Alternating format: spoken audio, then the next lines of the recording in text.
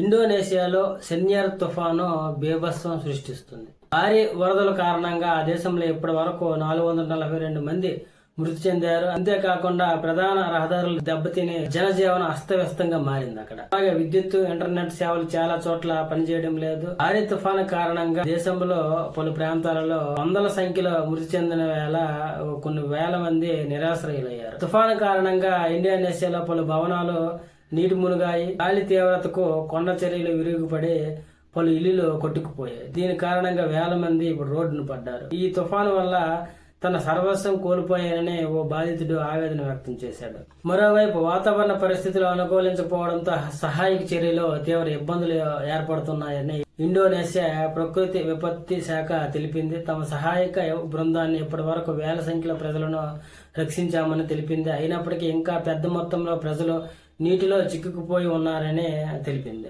కొన్ని ప్రాంతాల్లో ఆహారం దొరకక ప్రజలు నిత్యావసర సామాగ్రి ఉన్న దుకాణాలలో దొంగతనాలు చేస్తున్నారని, అదేవిధంగా థాయిలాండ్ భారీ వరదల కారణంగా ఇప్పటి వరకు మృతి చెందిన వారి సంఖ్య 170కి చేరుకుంది. అలాగే వియత్నాంలో అకాల వరదల కారణంగా 98 మంది మృతి చెందారు. శ్రీలంకలో వరదల కారణంగా పదుల సంఖ్య ప్రజలు మృతి చెందగా వేల సంఖ్యలో ఇప్పుడు నిరాశ్రయులయ్యారు. ఆ దేశానికి భారత్ ఆపరేషన్ సాగర్ బంద్ పేరుతో భారత్ సాయం ప్రకటించింది.